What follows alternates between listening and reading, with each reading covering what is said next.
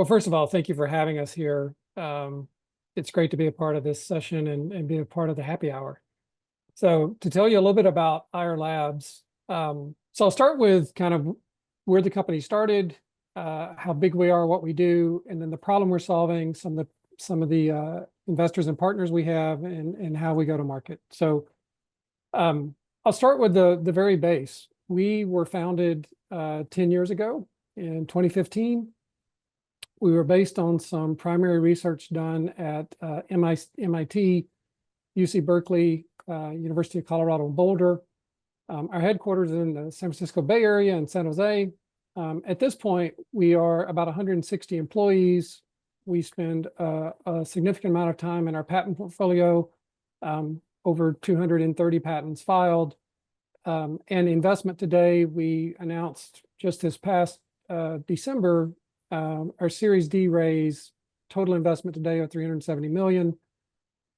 We're thankful to have both financial investors as well as strategic investors and collaborators. The strategics include some of the logos you see on this page, people like AMD and Intel and NVIDIA.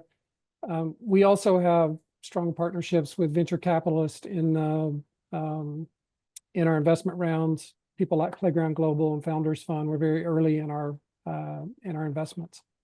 So that's just a real quick snapshot of the company and foundation of the company and our funding and our partners.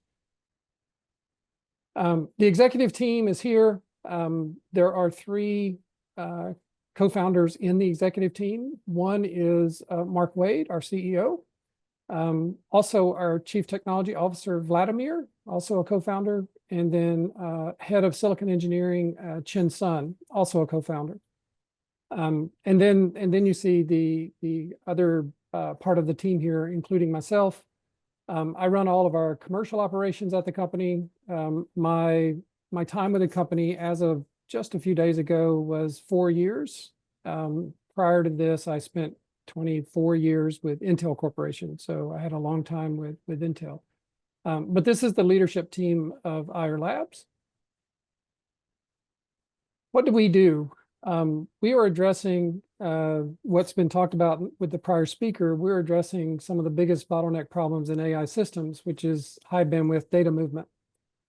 We do this with two major components that I'll speak about later, but one is an optical chiplet made in a CMOS process that converts electrical to optical and optical to electrical. And that chiplet is then packaged with compute silicon in a multi-chip package. That's the image you see on the lower right-hand side. That can be done with advanced packaging, 2.5 or 3D advanced packaging. We're also building chips with a UCIe interface, standard packaging interface. So it doesn't necessarily have to be an advanced packaging process to use our chiplets. The problem we're addressing, which I think is likely well understood, but since the invent and really the commercial market side of AI, what we've seen is that the large-scale AI systems, in essence, continue to grow in size. They go from being all contained in, well, maybe originally in one GPU to being contained in a rack of GPUs. And then you need to scale that to multi-racks of GPUs and accelerators into cluster scale. And when you do that, you've got compute silicon across all of those racks working on the same AI challenge or AI problem. And so the connectivity between those compute chips is really becomes a bottleneck for the performance of the AI solution. So that is the problem that we are addressing at Ayar Labs. When you think about the, just at a high level, the fabric that works in data centers or in racks, there's really two ways to think about the fabric. One is a scale-up fabric, which is really referred to as memory semantic fabric. So that's between, let's say, between GPUs. Another one is the scale-out fabric, which is the more traditional fabric or network you think about using, for instance, Ethernet. as it leaves racks and goes to, say, the spine of the data center and then out. Our solution is really targeting and bringing value into the scale-up fabric of the network. So that's the target and where our customers are engaging with us on building out solutions. To this point, the scale-up network has remained copper and electrical networking, which, as I think we heard in the prior speaker, and we agree, that roadmap of delivering data traffic between compute silicon with copper, the roadmap has run to its end. So there is a must need to do different, and to do different with optical. We have built an ecosystem of partners and supply chain, strategic investors, development partners, as well as embrace standards in how our product goes to market. So some of the names of the people that companies that we have aligned with are on this slide, but basically what you see is a broad supply chain network of people that we work with, both in the OSAT side of things as well as the foundry side of things. A number of strategic investors that certainly help us with equity investments, but also help us with collaboration efforts in how we deliver with them. Developmental partners get a bit deeper with us on how we deliver a solution into their needs.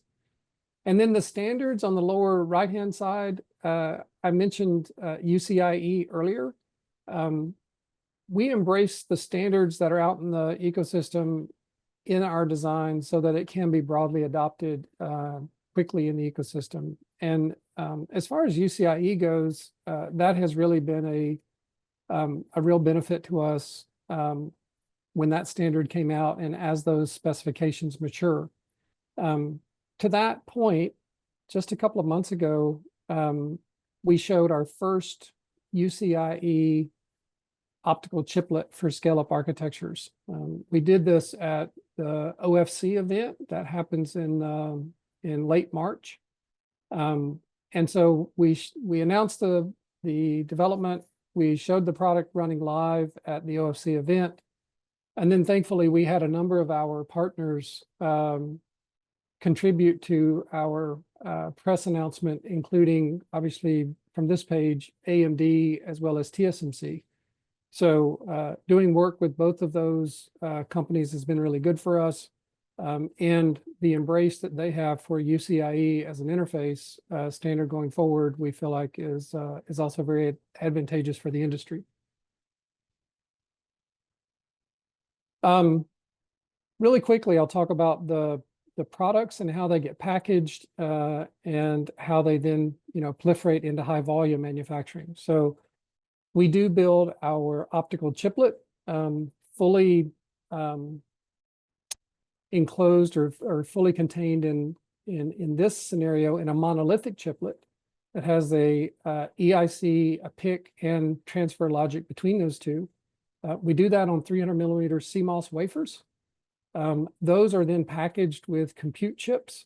You see a couple of those representations here in the middle of this slide, middle top of the slide.